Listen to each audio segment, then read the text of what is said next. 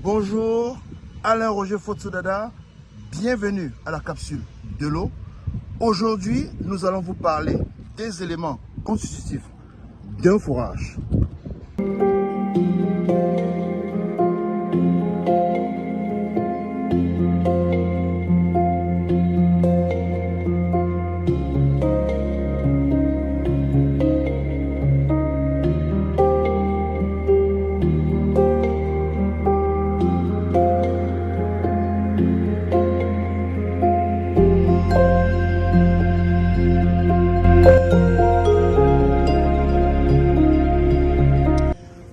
Bonjour à tous, Alain Roger Fotso, bienvenue à la capsule de l'eau.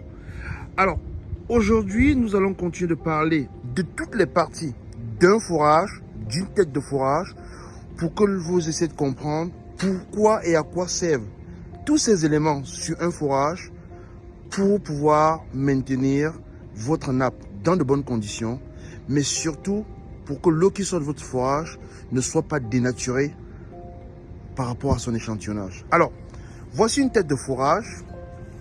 Voyez bien, l'étanchéité de la tête de fourrage est très importante. L'étanchéité de la tête de fourrage est importante pour qu'il n'y ait pas d'infiltration dans votre fourrage pour contaminer la nappe. Ça, c'est d'un. Donc, regardez bien, on met du béton au-dessus, sur la tête de fourrage, pour se rassurer qu'aucune autre surface ne va s'infiltrer à partir de la tête de fourrage.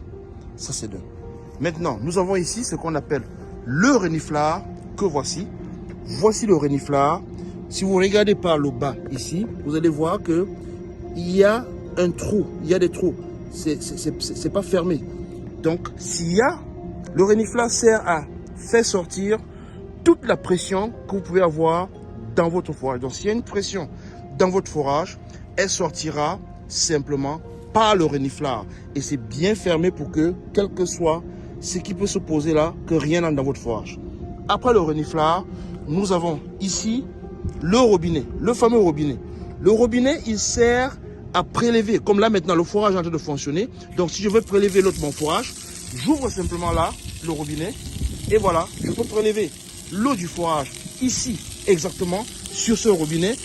Et là, l'échantillon est représentatif de mon fourrage. Parce que si vous prélevez sur un château ou bien ailleurs, après 15 mètres, l'échantillon n'est plus représentatif de votre haute fourrage.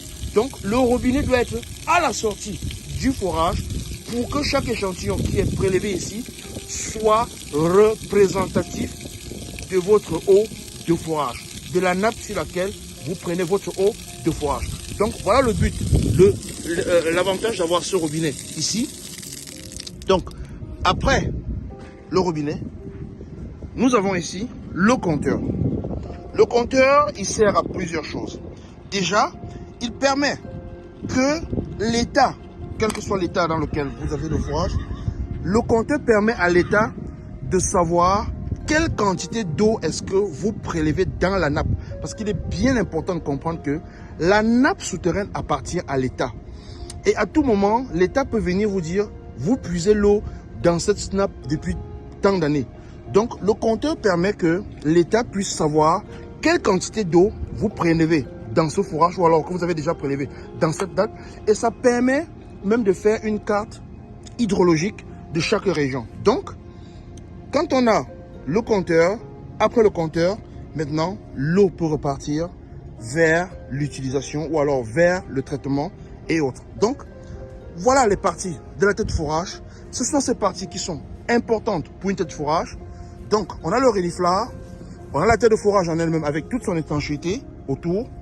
On a le reniflard, on a le robinet et maintenant, on a le compteur qui, comme j'ai dit, peut vous permettre de ce que si l'État vient contrôler, ils sauront quelle quantité vous avez prélevé. Mais aussi, elle permet de savoir combien d'eau votre pompe a déjà pompé. Et vous savez que les pompes, on fait la maintenance des pompes en fonction du nombre d'heures qu'elle a tourné ou alors en fonction du débit qu'elle a déjà pompé. Donc, elle peut vous aider. Là, le compteur peut aussi vous aider à faire la maintenance ou alors à savoir quelle quantité ou bien quel temps a déjà fonctionné votre pompe et si le nombre d'heures ou alors le nombre de mètres cubes qu'il fallait qu'elle pompe avant sa maintenance est atteint. Donc, il est important d'avoir un compteur sur votre forage. Donc, le compteur, le reniflard et le robinet sont des éléments primordiaux à avoir sur chaque tête de forage, en plus de l'étanchéité de votre forage. El Professeur. Cette capsule de l'eau vous est offerte par WES. WES, une longueur d'avance sur le traitement de l'eau.